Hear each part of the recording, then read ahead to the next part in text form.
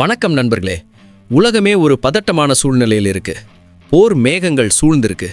ஒரு பக்கம் ஈரான், இன்னொரு பக்கம் இஸ்ரேல், பின்னாடியே அமெரிக்கா. பொதுவா போர் வருதுன்னாலே நம்மூர்ல எல்லார் மனசுலயும் முதல்ல வர்றது தங்கம்தான். போர் வந்தா தங்கம் விலை தாறுமாறா ஏறும். இப்பவே நம்மால வாங்க முடியல, இனி என்ன ஆக போகுதோன்னு எல்லாரும் பயந்துகிட்டு இருந்தோம். ஆனா ஆச்சரியமான விஷயம் என்ன தெரியுமா? போர் செய்தி வந்த அடுத்த நாளே தங்கம் விலை குறைய ஆரம்பிச்சிருக்கு. இது எப்படி சாத்தியம்? போர்க்காலத்தில் தங்கம் விலை ஏறணுங்கிறது தானே உலக விதி. ஆனால் இங்கே ஏன் தலைகீழ நடக்குது? இது வெறும் ஆரம்பம் தானா? இல்லை தங்கம் விலை இனி அடுத்த 20 வருஷத்துக்கு ஏறப்போறதே இல்லையா? பங்குச்சந்தை நிபுணர் PR சுந்தர் அவர்கள் சொல்லும் அதிரடியான உண்மைகளை நீங்கள் தெரிஞ்சுக்கிட்டா தங்கம் மேலே நீங்கள் வச்சிருக்கிற பார்வையே அப்படியே மாற்றிப்பீங்க. இந்த வீடியோவை முழுசாக பாருங்க. ஏன்னா கடைசியில் அவர் சொல்ல போகிற ஒரு விஷயம் உங்கள் முதலீட்டு முடிவையே மாற்ற போகுது. முதல்ல ஒரு முக்கியமான விஷயத்தை நாம் புரிஞ்சுக்கணும். பங்குச்சந்தையோ இல்லை உலகச்சந்தையோ என்னைக்குமே இன்னைக்கு நடக்கிறத வச்சு இயங்கிறது கிடையாது. சந்தை எப்பவுமே 6 மாதம் அல்லது 1 வருஷத்துக்கு முன்னாடியே யோசிக்கும். இப்போ ஒரு பங்கையோ இல்லை தங்கத்தையோ வாங்குறவங்க அதை நாளைக்கே விற்க போகிறதில்ல, குறைஞ்சது 1 வருஷம் கழிச்சு தான் விற்க போகிறாங்க. அப்போ நிலைமை எப்படி இருக்கும்? இப்போ நிலைமை மோசமாக இருக்குன்னா தங்கம் விலை குறையும் போது வாங்குறது தான் புத்திசாலித்தனம். உண்மையை சொல்லப்போனால் மார்க்கெட் என்னைக்குமே 6 மாதத்துக்கு முன்னாடியே இயங்கும். கொஞ்சம் ரீவைண்ட் பண்ணி பாருங்க. அமெரிக்கா என்ன சொன்னாங்க? நாங்கள் ஈரான் கூட பேச்சுவார்த்தை நடத்துகிறோம், அவங்க ஒத்து வரலன்னா தாக்குதல் நடத்துவோம், போர்க்கப்பெல்லாம் அனுப்பிட்டோம்னு 6 மாதத்துக்கு முன்னாடியே செய்திகள் வர ஆரம்பிச்சுது. அப்போவே உலகத்துக்கு தெரிஞ்சு போச்சு போர் வரப்போகுதுன்னு. அதனால தான் கடந்த 1 வருஷத்தில் தங்கம் விலை பல மடங்கு ஏறிடுச்சு. இப்போ போர் நிஜமாவே வந்துடுச்சு. ஆனால் இப்போ சந்தை என்ன யோசிக்குதுன்னா, இந்த போர் எவ்வளவு நாளைக்கு நீடிக்கும்? 1 மாதம், 2 மாதம், இல்லை 3 மாதம். அதுக்கப்புறம் ஏதோ ஒரு இடத்துல 2 பேரும் சமாதானமாகி தான் ஆகணும். போர் உடிஞ்சா தங்கம் விலை குறையும்னு மார்க்கெட்டுக்கு தெரியும். அப்போ இப்போ எதுக்கு அதிக விலை கொடுத்து வாங்கணும்னு முதலீட்டாளர்கள் யோசிக்கிறாங்க. அதனால தான் இப்போ தங்கம் விலை குறையுது. தங்கம் விலை குறையிறதுக்கு இன்னொரு சுவாரஸ்யமான காரணம் இருக்கு. அதுதான் துபாய்.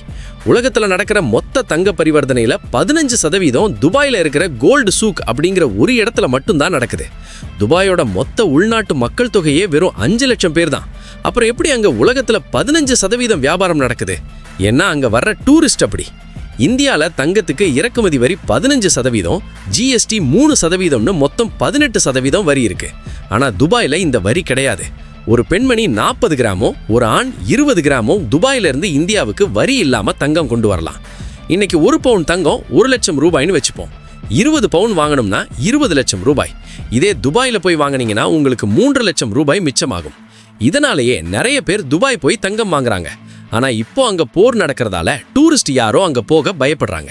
இதனால துபாயில் தங்கத்தோட விற்பனை பயங்கரமாக குறைஞ்சிருக்கு.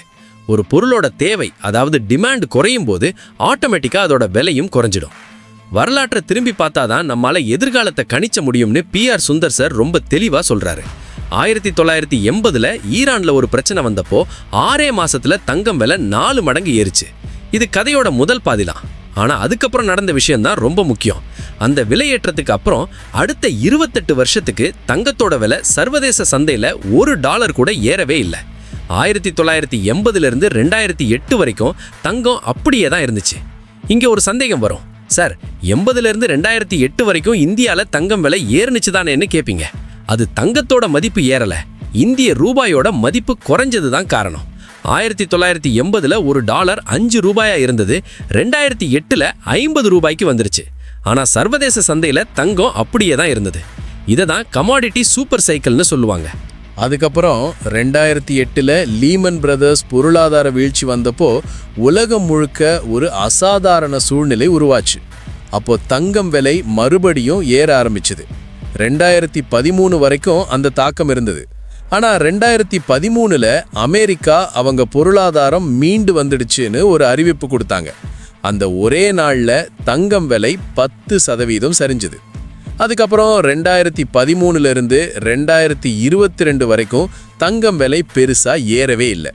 இப்போ மறுபடியும் தங்கம் விலை ஏறினதுக்கு முக்கியமான காரணம் அமெரிக்காவோட முன்னாள் அதிபர் டொனால்ட் ட்ரம்ப். அவர் பதவிக்கு வந்த உடனே உலக நாடுகள் மேலே நிறைய வரிகளை போட்டார். இதனால உலக சந்தையில் ஒரு பதட்டம் உருவாச்சு. ட்ரம்ப் சும்மா இருக்க மாட்டாரு, ஏதாவது ஒரு போர் பதட்டத்தை உருவாக்கிக்கிட்டே இருப்பாருன்னு முதலீட்டாளர்கள் பயந்தாங்க. இதனால தான் தங்கம் விலை அபரீதமாக ஏறுச்சு. இப்போ முக்கியமான கேள்விக்கு வருவோம். இனி தங்கம் விலை என்ன ஆகும்? அமெரிக்காவில் ஒருத்தர் 2 முறை தான் அதிபராக இருக்க முடியும். ட்ரம்ப் ஏற்கனவே ஒரு முறை இருந்துட்டாரு. அவரோட இந்த அதிரடி நடவடிக்கைகள்லாம் இன்னும் கொஞ்ச காலம்தான். ஒருவேளை ஈரான் போர் ஒரு முடிவுக்கு வந்து உலகத்துல ஒரு அமைதியான சூழ்நிலை நிலவனா அடுத்த 20 வருஷத்துக்கு தங்கம் விலை ஏறாமலே போறதுக்கு நிறைய வாய்ப்புகள் இருக்குன்னு பிஆர் சுந்தர் எச்சரிக்கிறார். தங்கம் விலை பெருசா இறங்காது, ஆனா அது ஏறாம ஒரே இடத்துல நிற்கும். இதை தான் நாங்க பங்கு சந்தையில டைம் கரெக்ஷன் அப்படின்னு சொல்லுவோம். உதாரணத்துக்கு நீங்க 1 லட்சம் ரூபாய்க்கு தங்கம் வாங்குறீங்க. 5 வருஷம் கழிச்சும் அதே 1 லட்சம் ரூபாய்க்கு தான் தங்கம் விற்கிதுன்னு வச்சுப்போம். உங்களுக்கு நஷ்டம் இல்லைன்னு நீங்க நினைக்கலாம். ஆனா அதே 1 லட்சம் ரூபாயை நீங்க ஒரு வங்கியில டெபாசிட் பண்ணியிருந்தா வருஷத்துக்கு 8% வட்டி கணக்குப்படி 5 வருஷத்துல அது 1,40,000 ரூபாயா மாறி இருக்கும். ஆனா தங்கம் விலை ஏறாததால உங்களுக்கு அந்த 40,000 ரூபாய் நஷ்டம்தான். இதைத்தான் டைம் கரெக்ஷன்னு சொல்றோம். தங்கம் விலை குறையுமா அப்படின்னு கேட்டா வரலாறு என்ன சொல்லுதுன்னா, தங்கம் விலை ஏறினதுக்கு அப்புறம் ரொம்ப அதிகமா குறையாது. ஆனா அது ஏறாம அப்படியே ஒரே இடத்துல நின்னுடும்.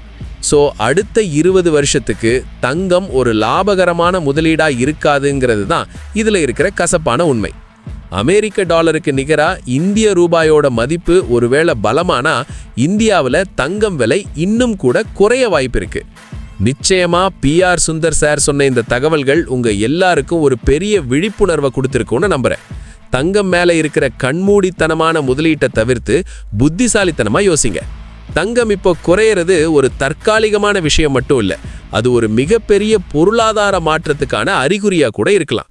நீங்க என்ன நினைக்கிறீங்க? தங்கம் விலை இன்னும் ஏறுமா இல்ல இதே இடத்துல நிக்குமா? உங்களோட கருத்துக்களை கீழே கமெண்ட் பண்ணுங்க.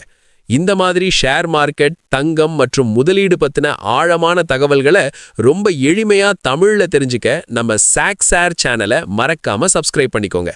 இந்த வீடியோ உங்களுக்கு பயனுள்ளதா இருந்தா உங்க நண்பர்களுக்கும் பகிருங்க.